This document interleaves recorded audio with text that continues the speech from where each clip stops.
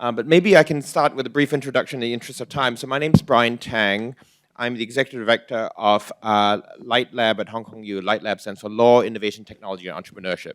So we are keen to do research and especially teaching in the law of technology. So it's ABCD technologies, AI, blockchain, cloud, and data. But we also work on the technology of law. So how do laws, how does technology impact the delivery of legal services and the like?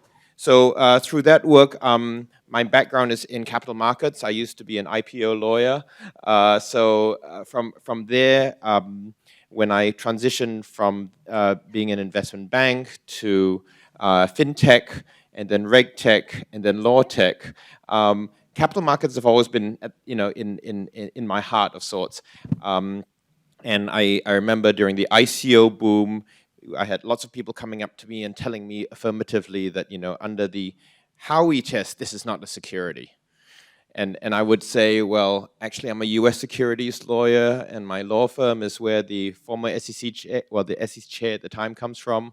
I think it's a security, but, carry on, right? I'm not giving any legal advice. So maybe that's a good start here. So first and foremost, nothing here should constitute legal advice, and nothing here should constitute financial advice either. And you will hear one of the reasons why I make that quite clear. Without further ado, as you've heard even in the last session, security token offerings has been a tremendous hope, shall we say, as a regulated way in which tokenization can actually help. But it can come in so many different ways. And the government of Hong Kong itself has been very supportive of the space by issuing the inaugural tokenized green bond. So I've been really fortunate to actually meet and invite and have share on the stage some of the practitioners, people who are really working on the project. So we're just not talking about other people's projects and highfalutin policy. We're talking to the participants who actually rolling up their sleeves, trying to make things work. Maybe can we start with the very first brief introduction of each of yourselves, and then we will get into it. So maybe ladies first. Agnes, if you can briefly introduce yourself and why you are here on this panel as we talk about developments in token security issuances and offerings in Hong Kong. Thank you. Thanks, Brian. Very happy to be here today to see all of you and also with the fellow panel members. I'm Agnes Tsang, a partner in Allen & Overy's Hong Kong office.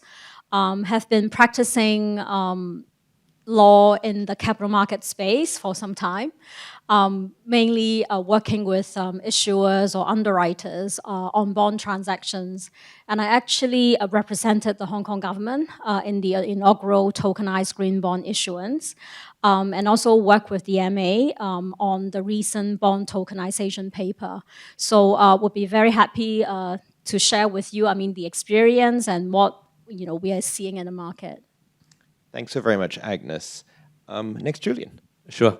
First of all, thank you, Brian, for the invitation to this panel. I'm actually very excited to join this panel, especially with Agnes and Tony. They've done some great work here, and we'd love to share. Look, I am a lawyer by training, similar to Agnes as well as Brian. Basically, well, I'm qualified in 3 jurisdictions, Singapore, Hong Kong, as well as UK. I started my career as a securitization and derivatives lawyer. And then I became a securitization and derivatives in-house lawyer. And then I became a securitization and derivatives banker.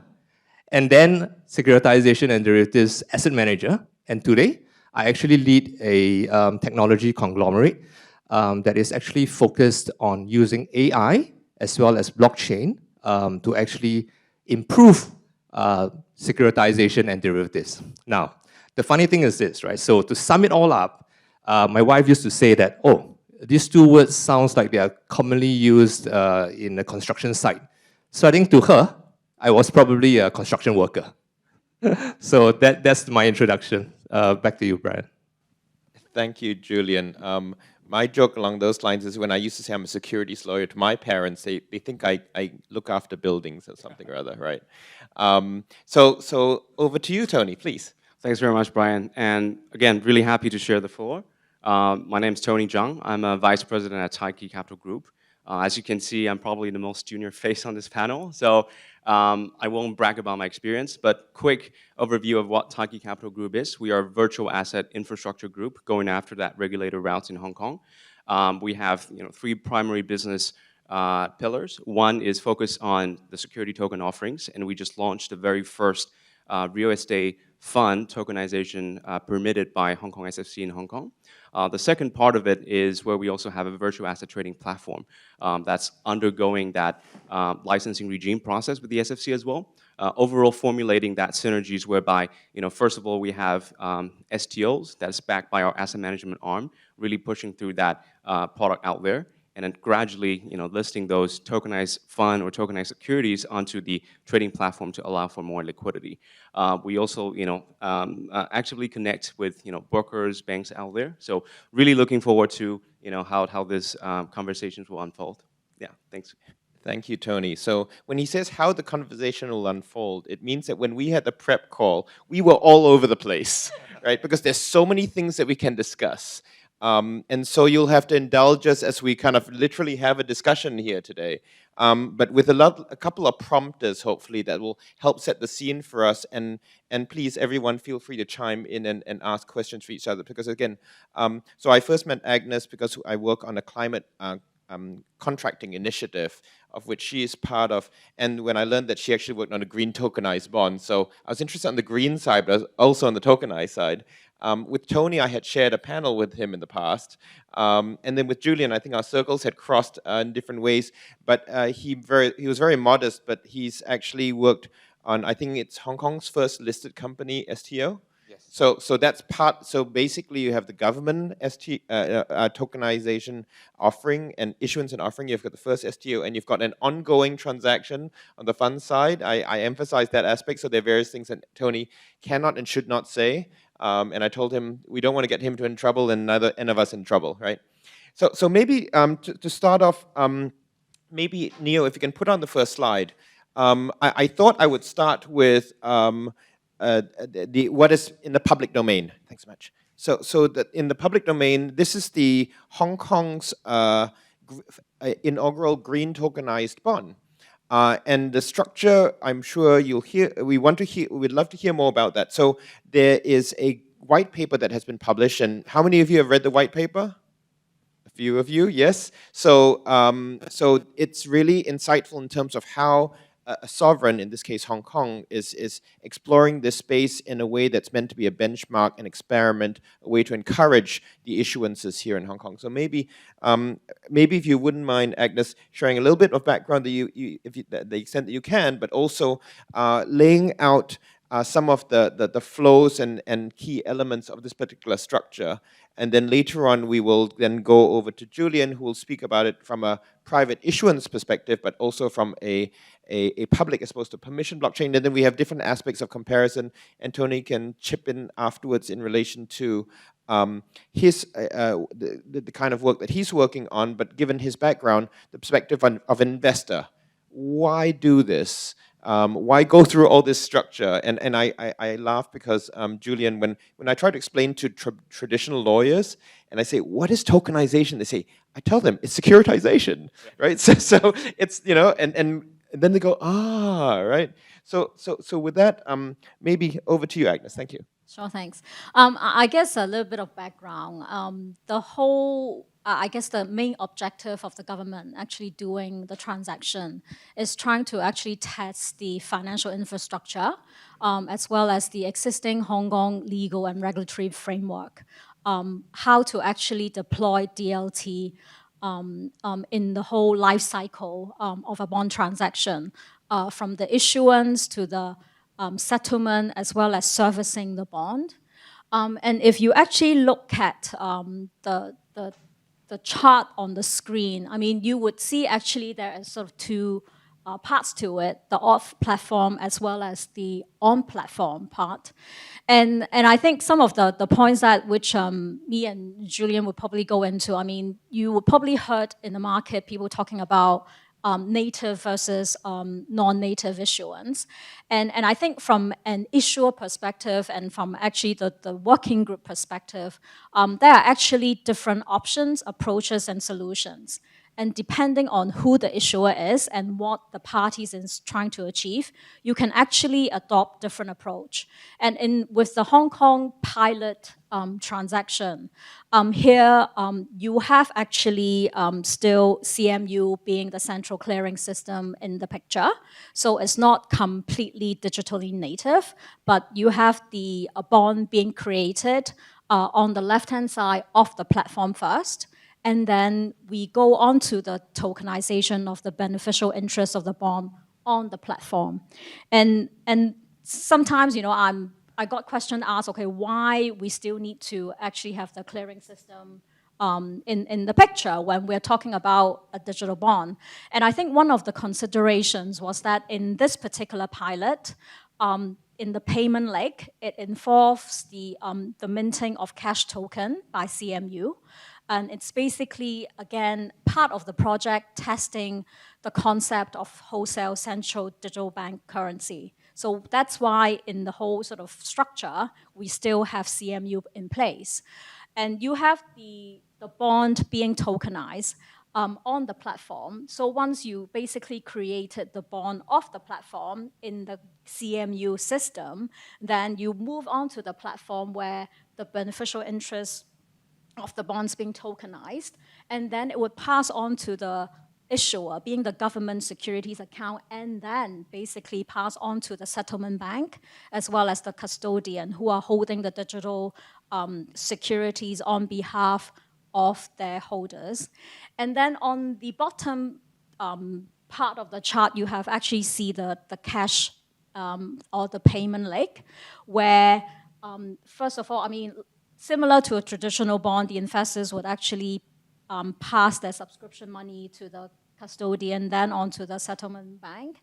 And then they would basically instruct CMU as the tokenization manager to tokenize the fiat into cash token, and then pass on to the settlement bank. And then it goes through the chain again, where on the settlement day, the issuer, being the Hong Kong government, would receive the cash token as the subscription money. I mean, it seems that there are actually a lot going on, I mean, in the flow, but in practice, everything actually happened instantaneously, because you have all the instructions and all the steps, actually conditions being pre-programmed. So, I mean, it looks a lot of stuff actually on the chart, but I mean, everything actually happens quite quickly, and we call like atomic settlement. But I guess, you know, looking at it from, you know, what Julian has done, maybe he can share with you, I mean, from sort of the more digitally native structure, the differences. Great. Thanks so much for that background, Agnes. So maybe just to clarify at least one aspect, which is, so from the investor's perspective and the user journey of the investor, really there's not much that has changed, has it? In terms of the, you know, because they're still using CMU and the like. I guess, obviously, as I said at the outset, I mean, the key objective, I mean, for this particular transaction, I mean, is to basically test the infrastructure as well as the legal regime. But I think, obviously, ultimately, I mean, the end goal or the end game is you can actually do a lot of things on the platform, and you don't necessarily need so many intermediaries in the picture. But I think in particular, this structure, I think you still have the CMU in place because of the cash token part. But then I think from an investor's perspective, obviously, I think Julian would comment, I mean, you would look into the self-custody arrangement, which is I guess the ideal situation. But I think for this particular structure, in a way, it's a hybrid approach where you have the digital layer, as well as the conventional sort of process in the whole sort of I guess structure. Right. No, thank you. It wasn't meant to be a criticism. It was meant to be it was meant to be an observation, so that, and this is what happens, and they talk about this for fintech, right? The day will come with fintech, and ideally they say with blockchain, where you're using it but you don't know, right? So that's we haven't quite reached that stage, but in some ways that's what the infrastructure type technologies can and should be. So I mean, then maybe that's a nice segue over to you, Julian. So again, maybe we can show your slide, because I think you have a particular perspective in terms of how you think about the kinds of transactions, and especially coming from and as Agnes rightly pointed out, her issuer is the sovereign, is the government. So obviously their motivation for doing this is quite different, right? Whereas you're dealing with private issuers, and which may be listed, may not be listed. So maybe with that, let me put up your little slide, which relates to how you think about some of these different structures. Maybe you can speak a little about your recent transaction as well. Thanks. Sure. Thanks, Brian, and thanks, Agnes. Basically, we have done more than one issuance. To be more precise, we did a unsecured discount bond that was actually issued by a Hong Kong listed company. That was the simplest possible structure that we could come up with, and to try and fit into the ideal tokenization, as Agnes mentioned earlier, so that we have people both from the crypto population as well as from the traditional financial industry being comfortable with it. So I'll explain a little bit about what that is. And in addition to that, subsequently we did a secured bond, which was a little bit more complex now, because now there's security. And as Brian mentioned earlier, tokenization is very much like securitization, not identical, because not all tokenization involves the entire securitization process. But when we did our second tokenization as a secured bond, we then had to deploy a lot of the securitization techniques that I used to do when I did traditional securitization. And then the third one, in order to demonstrate to everyone that tokenization is not just for security, what we did was we also assisted in the issuance of tokens where the underlying assets were reward points, right, or membership points. So those are the 3 deals we have done. We actually expect to do probably another 3 to 4 more before the end of the year. And they would include, again, secured bonds or secured debt, and in some cases, even involving some investment management within the structure itself. So whatever I'm talking about is all only relevant for professional investors. We're not targeting retail at all. So just so that you bear in mind. Now, we did a bit of research before we started doing the tokenization, right? We spoke to the traditional finance houses, and then we spoke to the crypto population. And in total, we were told that if we could achieve 5 properties or 5 characteristics, we could almost bring both groups together so that everyone is quite happy to use this product, okay? And these 5 characteristics are, number 1, it has to be institutional grade, right? From the traditional finance people's perspective, I'm not going to invest in something that's not institutional grade. The second one, and I'll elaborate a bit on it later, the second one is that it must be decentralized. And obviously, in Agnes's case, they had to compromise on decentralization for good reasons, and I'll explain to you why. The third one is that it had to be international, so we want it to be global, right? So like USDT is being used across the entire globe and not only in one particular jurisdiction. And then the fourth was that, as Agnes mentioned earlier, the difference between native and non-native tokenization, and we want it to be native. And finally is self-custody, right? Because of the JPEG scandal, people talk about self-custody, but I'm going to just elaborate a bit on each of these 5 points very, very carefully. Okay, now the first one. So a lot of people would ask me, what do you mean by institutional grade? And what is institutional grade? So, given my background as a securitization and derivatives lawyer and a banker, right, from my perspective, if you want the institutions like BlackRock, Goldman Sachs, Morgan Stanley, I was previously also from Morgan Stanley, to come in and play in this space, you're going to have to give them a token that has proper legal rights, interests, and ownership, right? You can't have a token where you cannot pinpoint to any specific documentation that says that you have those rights. If you can't, then it's going to be very difficult for anyone to be able to come in and play this game. Now, having said that, USDT has done such a great job marketing themselves, and I've got to admit, I've held USDT before, but because of that, and I'm using them as a negative example, and I'll explain why. But because it is so widely used, what I do is we would allow people to make payment to us in USDT, but we would definitely off-ramp it as soon as possible. The reason for that is because, and I'm not sure how many of us here in this room has ever held USDT, and I hope you're not still holding USDT, but you should ask yourself a very simple question. USDT claims, Tether claims that they are backed by a portfolio of treasuries and cash deposits and bonds and so on and so forth. But the question is this: can anyone identify the document that says that if I bring a USDT to court, the judge is going to be able to enforce my claim against that portfolio of assets, right? As of today, I have not actually come across any such documentation. So from my perspective, that's the problem with a lot of so-called real-world asset tokenization today. My daughter is actually studying law at CU HK in Juris Doctor at the moment, and she brought this up to me recently because she's gotten very interested in this because of my job.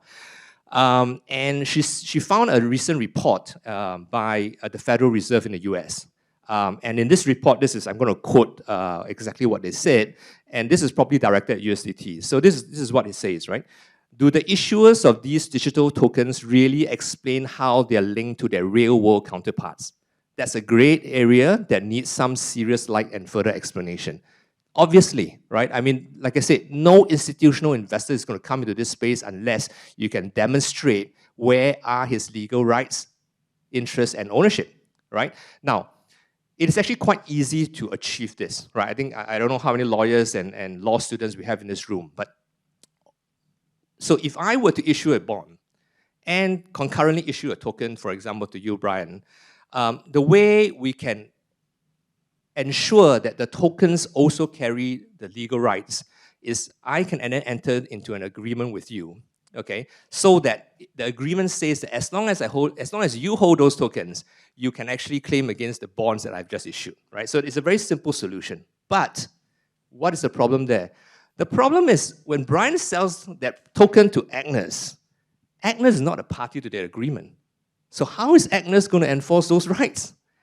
That is the problem, right? So the only way that Agnes can do that is that we do an ascension deed so that she then becomes a party to the agreement, and therefore she can then now enforce those rights. Now, but the problem is this: if the token ever gets into the hands of someone who is not a party to the contract, then it will create this fundamental issue and a problem from a legal perspective, right? And so what does Agnes do in Project Evergreen? Well, very simple.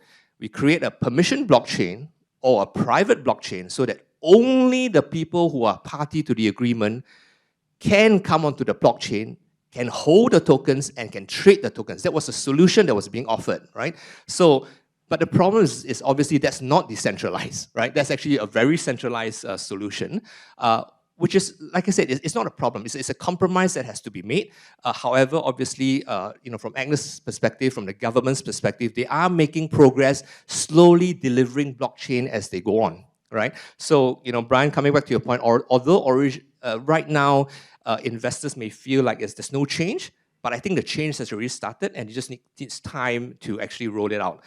But when we do our tokenization, we're very clear in that we definitely want to ensure that there is decentralization because we do it on a private basis and we have a way to address that.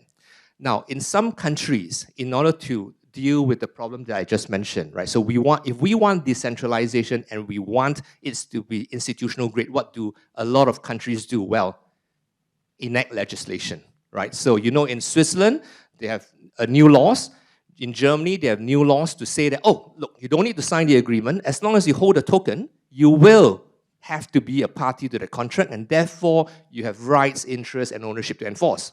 Now, the only problem with that, again, there's a problem. There's always a problem, right? The problem is that you notice that all the tokenized products in these countries are always only played around in that country, right? In that jurisdiction, because traditionally in all of the international trade that we do in the past, if the legislation is in Germany, then you're only going to attract people who are interested in the German market to go into Germany to play in that market.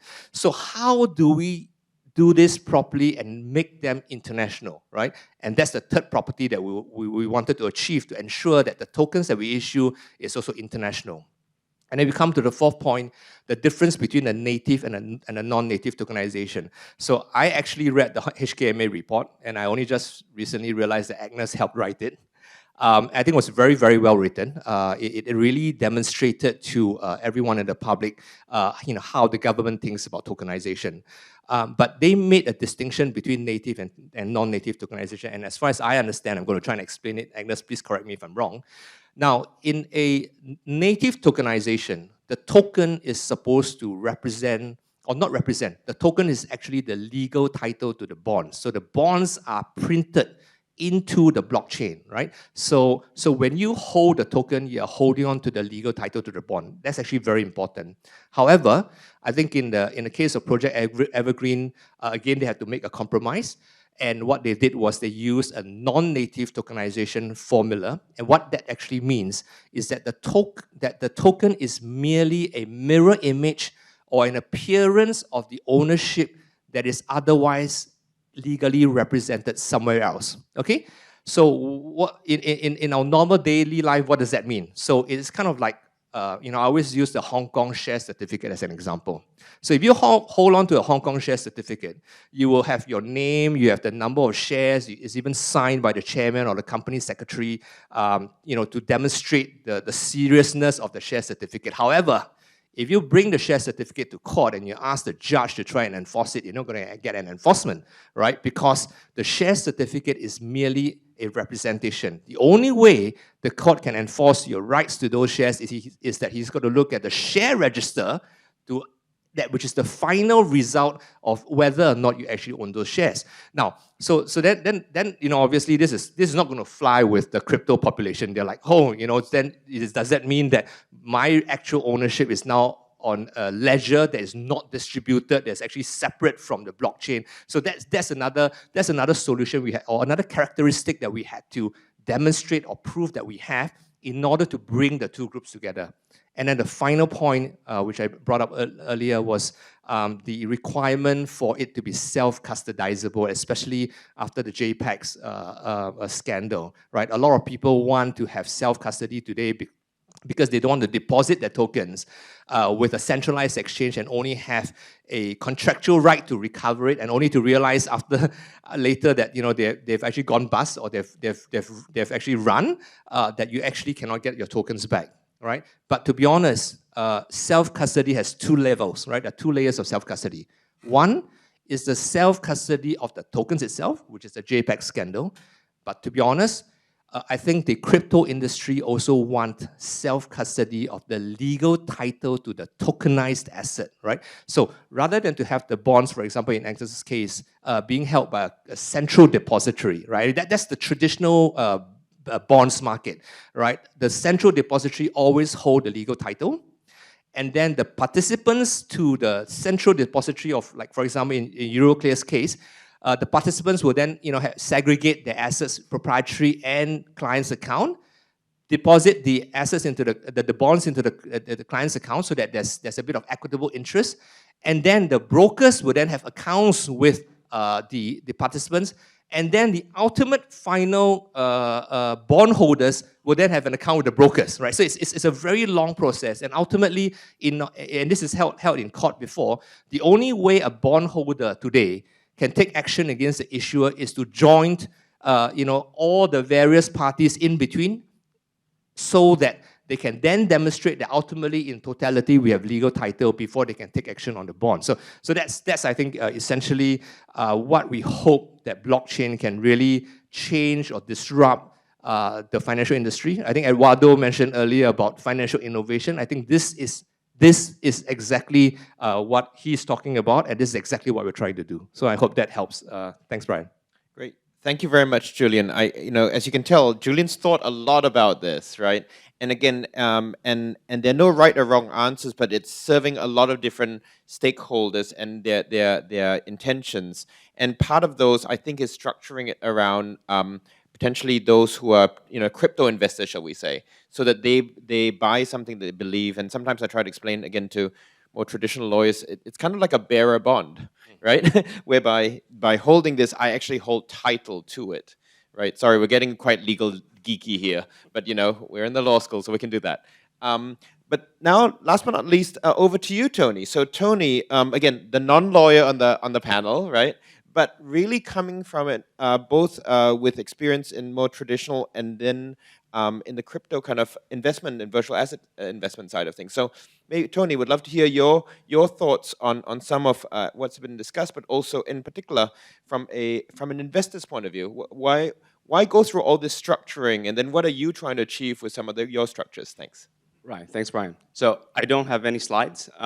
It's probably because it's actually not that difficult or that complicated to understand what tokenization is. Right, so just 30 seconds, a bit of what we do here. We launched the very first real estate fund tokenization.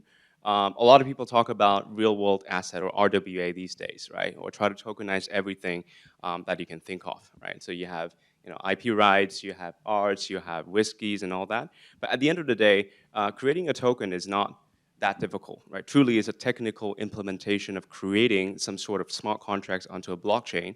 What is more critical is once you create this token, right, what does that actually mean to both the asset owners who actually have fundraising needs, and on the other side of the spectrums, from the investor point of view, what are actually the challenges that are facing, and how does token help, right? So first of all, that's come from the asset owner point of view, right? So, in Hong Kong, real estate has been a very prosperous industry, shall we say. So a lot of people actually make a lot of money here. Recently, what has changed is that we all see that macro environments, the interest rates has risen so high, meaning that if you hold on to your assets, right, your interest expense is going to be extremely high. Take our project as an example, right? Let's say the asset, right, is a retail property. It's valued around 100 million Hong Kong dollars. Right? If the bank charge you 5% per year on interest alone, that's $5 million Hong Kong dollars as interest expense. If you hold it for 3 years, that's 15 million. Okay, so that interest expense alone already cost the asset owner pretty hugely. If you compare it to the reason why we want to do tokenization or tokenization of fund at this particular stage really is to cap that interest expense on the get-go, right? Let's say, for example, I use this. At the end of the day, it's just another fundraising channel, right? So I find capital market investors who are able to participate right now at this moment at a given cost of capital and so forth. It should, with all the aggregate costs considered, it should be lower than the 15 million considered. And if you put at it from a comparable point of view, whereby I'm an asset owners, I could consider doing an IPO, I can consider doing a bond issuance or other alternative ways of fundraising. The whole cost added together, right, should be as a aggregate of a lower cost of capital compared to all these traditional means. And one reason is simple, is because if we take IPO as an example, right? You as a company, right, you're responsible for finding all your investment banks, your financial advisor, your law firms, your accountants, your auditors, and all the professional fees added together, right? Even though we're some of those we have those on the panels here. But at the end of the day, it's about the efficiency matter, right? We as a fund manager, what we do is we coordinate among all these different professional parties, and we actually work on all different type of projects all together, right? So it's relatively easy for us to achieve this economies of scales, right? Of controlling the costs of all these fund setups, all these legal costs and all that. At the end of the day, it's just a simple vehicle, right, for the asset owners to inject their assets and start tapping the capital markets. So that's from the asset management point of view, right, or the asset owner point of view. From an investor point of view, what you would consider, right, specifically relevant to Hong Kong investors, there are two major things that you would think about. First of all is, what is the yield, right? So how much economic return am I going to get on the assets? The asset itself should be, consisting of the majority of the decisive factors, right? So for example, if we invest in real estate, property, retail property, you wouldn't expect it to generate, over 10% of yield, right? That doesn't make sense. In Hong Kong, maximum you can get 3 to 4%. But then the next thing we want to think about is once you hold on to the assets, what are the trajectory toward the asset appreciation, and how do we help the investors, in actually realizing that value. Because too often, when we invest in some sort of asset, we sit on it without means of liquidity of actually exiting. There are ways, right? If I invest in a private equity, I might wait until that company goes into IPO, but we all know how that market looks like, compared to 5 or 10 years ago. Now, tokenization, right? People, been talking about what exactly is the value. It's actually not really just about the technical benefit, although there are a lot, right? Automatic compliance. How do you, by holding your tokens, really validate your ownership and so forth. But at the end of the day, by holding a token, what is the main difference, right? In our case is, let's say, traditionally, you invest in real estate via a property investment fund, right? You participate as a limited partners. It probably requires a high ticket size to start with, right? Let's say over $1 million US. And then you hold on your LP shares for, let's say, 5 to 7 years until the fund actually exits before you can actually cash out. Right now, by holding these tokens, and again, due to blockchains and all the technical convenience, we actually lower that threshold to only 1,000 Hong Kong dollars. Still PI for our products, but the value proposition here is you can actually trade, whether through OTC or in Hong Kong, we are actually having these regulated virtual asset trading platform that allows for the emission and tradings of these tokens 24/7. Right, in an automatic manner, and that's completely legal. And so, of course, right, coupled with good care of these assets, right, that's the job of we as a fund manager, right. We of course need to take a look at how do we, continue to improve the rental mix. How do we connect, right, different type of, let's say, family offices or even property developers in Hong Kong in designing an overall project exit pathway. But within that period, right, if an investors ever gets liquidity needs, right, they could easily go find a different type of investors for trading opportunities on these platforms. So again, I guess from an investor point of view, specifically what we're looking at here is a broader base of investors. What we mean by that is traditionally, right, let's say if you are a property investors, you probably would not consider tokens, and that is from our experience, right? We talk to real estate investors, we talk to IPO, stock pickers, we talk to crypto investors. Crypto investors and real estate investor, they have no interest in this product at all, okay? Real estate investors, they typically buy the whole lot, right? They calculate their economics really well. They know the network, right? It's through private sales, that's how they exit. Crypto investors, they wouldn't look at 3% yield, okay? So it's really the, for example, the traditional, stocks and bond investors who started to look at these type of alternative asset class really in two ways, right? First of all, for stock or IPO investors, we've been seeing less and less of these opportunities today, right? But what if we can use this as a vehicle, coupled with the quality asset managed by a Hong Kong SFC regulated asset manager, right? As a way, right? That's one key thing. Secondly, is coupled with this potential, right, for liquidity on these trading secondary trading venue. That's where they could apply what they're originally doing. For example, if I subscribe into an IPO today, I would be expecting that I can come out in the next 6 to 12 months. The same logic can apply for these type of tokenized securities going forward. Of course, right, the market needs time to build up, but that's also what we're doing, connecting with brokers and banks across Hong Kong, right, bringing in all these what we're traditionally strong for, right, instead of really creating a problem out of its own and try to convince people that the problem actually exists. So yeah, I will probably pause here and hand it over to Brian. Yeah. Great. Thanks so much, Tony, because again, you give a lens to what a bunch of lawyers can't, right? Which is actually the investor perspective and then actually the issuer perspective, right? In terms of what they are looking for and why they would enter into this market. So maybe let me throw a slightly provocative question out there, a little bit to you, but also to others to actually respond to, if you may. So I remember when the Tang STO first came out, people were very excited about it because it's the ability to tokenize real-world assets. But and people have looked at different kinds of asset classes. As you said, we've seen the whiskey and the artwork and the like. But people, so in my mind, people have still been looking for that magic kind of asset class. And when it comes to real estate, harking back to the point that Justin had made, I say, well, haven't we got something like that called REITs, right? Which are basically, vehicles to actually aggregate for real estate.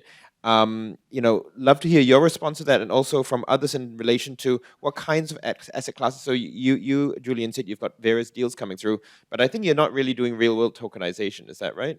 So maybe if you can shed a bit of light in terms of what the possible directions. And again, so in this way, we're crystal balling a little bit. This is all frontier stuff. So we are all actually in the frontier trying to structure around and grow an ecosystem, which has been moving along. But the great thing is, and I'm glad you mentioned it, the virtual asset trading platforms are now coming online. We're not talking retail per se here, but technically, at least from an investor education point of view, is retail getting access. So there's more awareness, and hopefully the market will grow. And there are more products that are coming out from the government and the like as well. So maybe we'll start with you, Tony, and then go around to see what kind of products do folks here think might be coming out. Yeah, thanks. So as we also got into this place relatively early, right? Starting 2019, 2020, we've already been collaborating with industry professionals on different research papers, white papers, really looking into the tech as well. How does that really work from a legal point of view, right? So as a fund, right, we of course need to think about when we create a tokens, what does that actually means, right? What is entitlement, and if we use Caymans as a structure, how do we comply to the law here? And then if the offering take place in Hong Kong, what does it imply?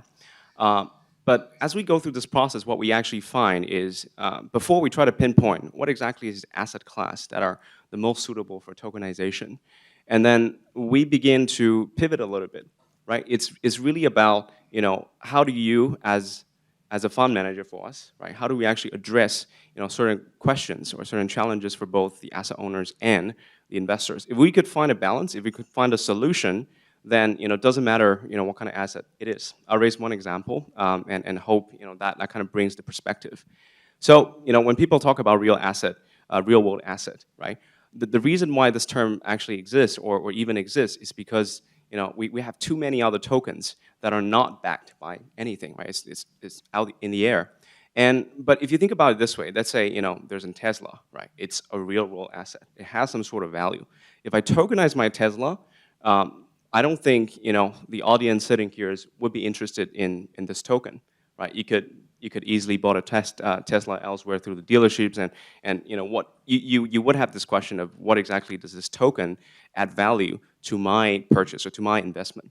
But what if I pivoted a little bit? So it's not just one Tesla, but a fleet of, let's say 500 or 1,000 Tesla, coupled with a business model of a good applications that allows for riders, right, or people who have commute needs to actually solve the problems of transportation throughout peak times in their day, and is actually generating good cash flow and have a good projections over when their break evens and how the whole business model work, you would be interested in it.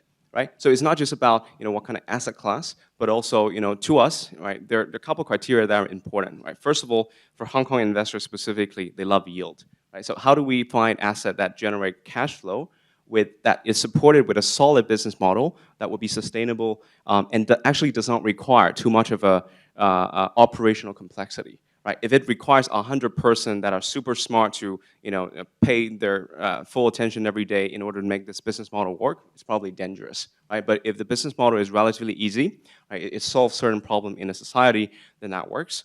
Secondly, also important is how do we ensure that there is a solid exit channel for this particular investment opportunity. Right? If it's a great asset, but once I invest in it, I don't know when or through what way I can exit, then probably there's going to be a lot of concern from the investor too.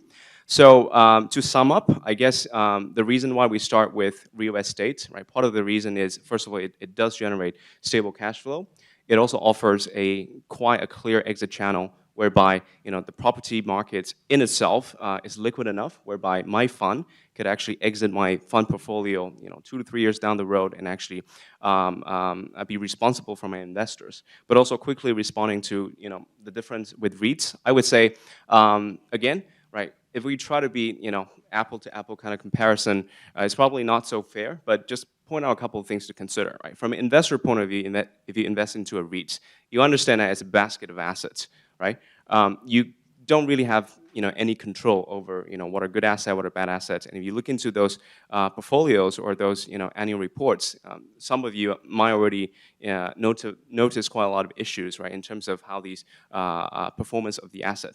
Of course, you could say that these work are shifted, right, into the REIT asset manager, right? You could spin your way through it. But another thing is because it's also a listed vehicle.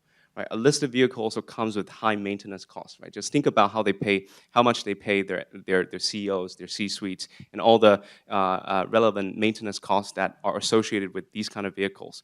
If you compare it to a simple, single asset fund through tokenization, at the end of the day, what we try to do is we try to minimize all the maintenance costs and really truly reflect all the economic returns back to the investors. So where our interests are really aligned. So I guess a little bit long story into the question, but I guess that provides some perspectives. Very helpful, especially in terms of your lens. So it's from your perspective, not just you start with a particular asset class, right? You're trying to solve a problem, right? So what's the problem? What ways to solve that particular problem? Julian. Yeah. So let me begin by clarifying what we should mean by real-world assets, right? So a lot of people assume real-world assets actually mean tangible assets, but in reality, real-world assets are both tangible and intangible. Okay. Look, for us, we've actually tried basically tokenizing physical art. We've tried tokenizing a lot of physical assets, but actually we found that it is something that's extremely difficult to do because you need to connect, the physical item to the token itself, and that's why we have to use RFID chips, or we have to use NFC chips, all kinds of technologies to try and do that connection, but it's very, very difficult. And because of that, it's generally not scalable. So from a business perspective, it's fun to do. We've done it for about 1.5 years, and then we didn't give up. I mean, it's still ongoing with our art pieces, but it's not something that's scalable, that's something that the investors are generally interested. So the only way that tokenization can be really, really interesting and scalable is if it is applied to intangible assets. Okay, and that things like shows in action, contractual rights, equitable interest, and stuff like that. And just coming back to your point, I think from our perspective, obviously, debt or bonds was the easiest thing to begin with because it's something that's easy to understand. But really, and by your point, Brian, the next step for us is actually, we are thinking of tokenizing REITs. Not to replace REITs, but to tokenize them. And the second thing is we want to tokenize carbon credits. Okay, if we really want to drive into Hauzen's point, we want to drive climate change. I think that's something we really need to focus on because it's so fragmented, and the only way you can bring them all together is to tokenize them. Okay, now. Our approach is a bit different from Tony, and there's no right or wrong. We don't try to create a product and then try to sell the product because we think that's way too difficult. Nothing is more difficult than to try to convince people that what you're selling is something they need. So what we do is we go out, we look for existing assets that everybody wants, but we tokenize them, right? So, and that's why, if REITs has got a, a $1 trillion market today, our approach is we go to all of the REITs market and say, look, why don't you put 10% of that into a tokenization and then keep the rest still on the exchange? That's not a problem, right? And compare the difference. Now, why would anybody want to tokenize REITs and not just trade REITs on the exchange? Well, the reason is actually very simple. If you trade REITs on the exchange, number one, like I explained earlier, you're confined to only that jurisdiction, right? So if it's traded in the Singapore Stock Exchange, you can only do it in Singapore, right, and nowhere else.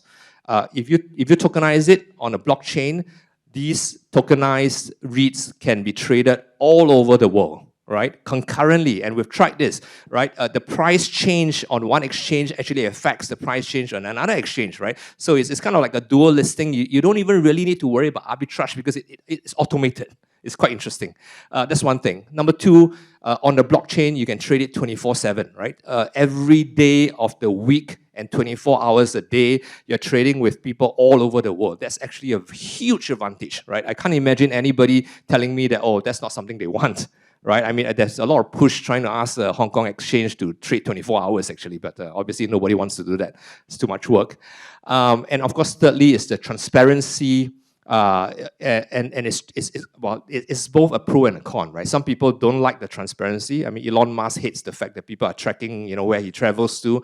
But the problem is, in a lot of financial markets, transparency is actually incredibly important, right? So on the dot, real time, you know who has bought and who has sold the thing. That's actually very, very important for investors, right? Institutional investors, it's not so great for institutional investors because they always get information first. But the moment it's on a blockchain, everybody gets the information at the same time, right? So that's another huge advantage of using blockchain for financial assets. So I think I just want to keep it short, but essentially I want to emphasize that there is very, very good reasons to use blockchain in the finance industry, and it will disrupt the entire finance industry if people are not ready for it. And I think we are in the process of doing that. Thank you. Thanks, Julian. Yeah, and something I want to supplement. Taking a step back, just purely looking at a bond, we always get the question, why bother, right? We've been doing bond transactions for so many years. Clearing system, very established. Everything works very well. Why bother? But I think it's basically the technology that can bring the efficiency. In particular, in a lot of the transaction process at the moment is still very, a lot of manual steps. And then you have all the different parties basically sitting at different places. And actually, with the use of the DLT platform, you can actually bring everybody into the same place at the same time. And basically, a lot of the manual process, you can actually cut it completely. And what it could help is actually reduce manual errors. And obviously that would actually help to bring efficiency, as well as, it's also part of risk management. And I think looking at sort of, a tokenized green bond, for example, obviously, we did, as sort of what Julian said, we did a step one, in a way, looking at, having a hybrid approach with we still have a partly centralized in the structure and partly decentralized. But then I think looking ahead, think about if you basically have the real-time data actually tracking how the proceeds are being used, and then put it on the platform, and actually your investors can see, okay, I invested in a tokenized green bond.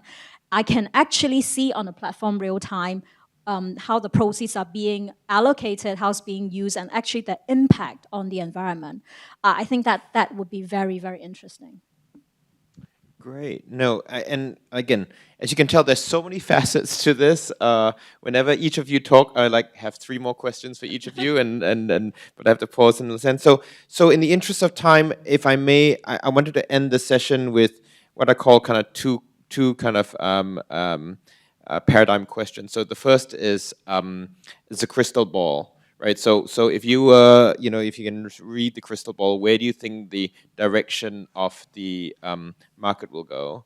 And then the second one is what I call the fairy godmother question. So if you had a fairy godmother, and what challenges do you see in the current ecosystem, technology, regulation that would you like address to hopefully go in the direction you would like it to go? Maybe we'll start with you on that, Agnes. Actually, I guess in terms of your second question, I think challenges that we deal with challenges every day. Exactly. So I thought that's an easy question for me in a way. I think it's with everything sort of at an evolving stage. Things may not actually move to the end game or the ideal situation sort of, in days or months. But I think in the process where, in particular, how sort of the digital platforms actually interact with traditional system. And I think that would be, one of the challenges, because I think, things may not actually be able to move to everything digitally at this particular second. At the same time, and how we sort of have the digital platforms interacting with, for example, traditional fiat payment system, or with the clearing system, or even with the exchange. And I think this is something that I guess the market would need to look into and trying to actually solve.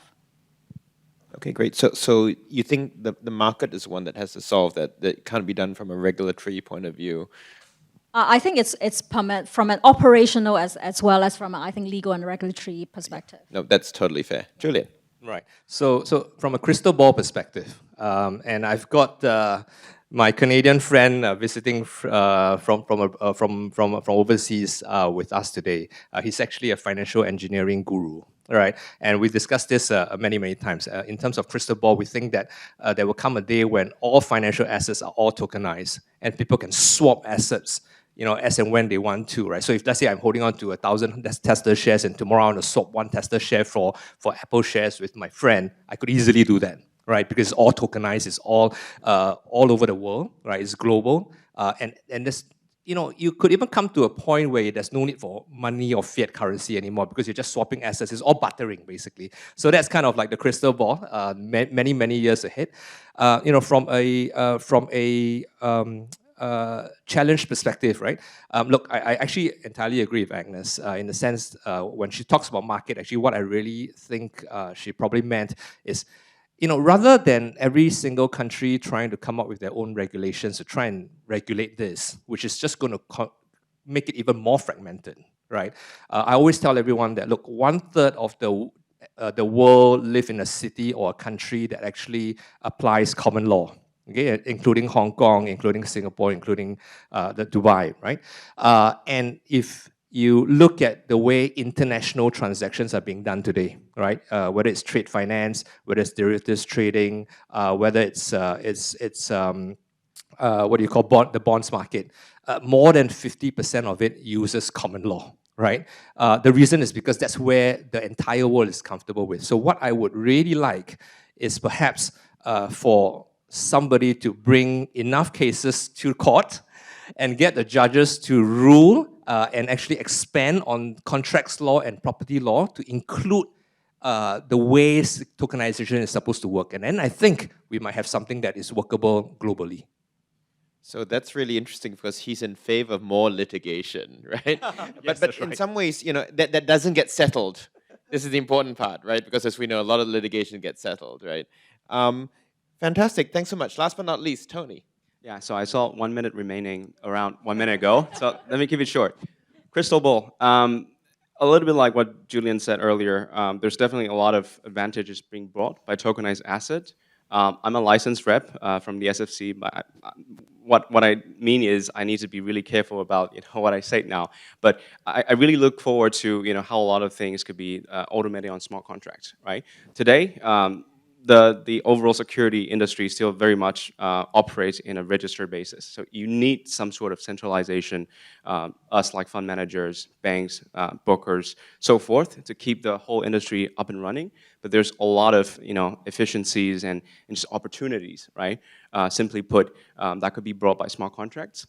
Challenges, we do see a lot of parallel pilots, right, that is being brought into this industry. Most recently, there's Hong Kong dollars.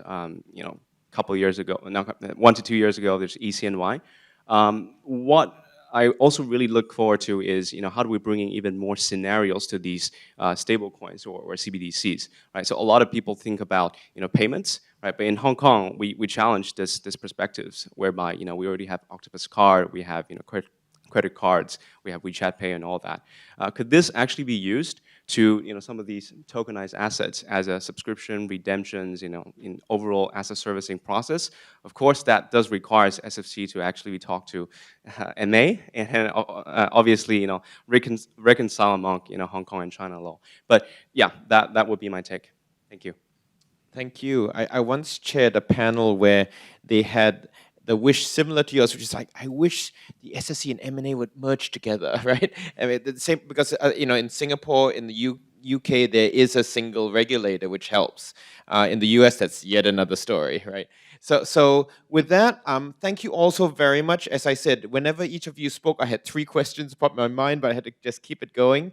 Would you all please put your hands together to thank the fantastic panel here?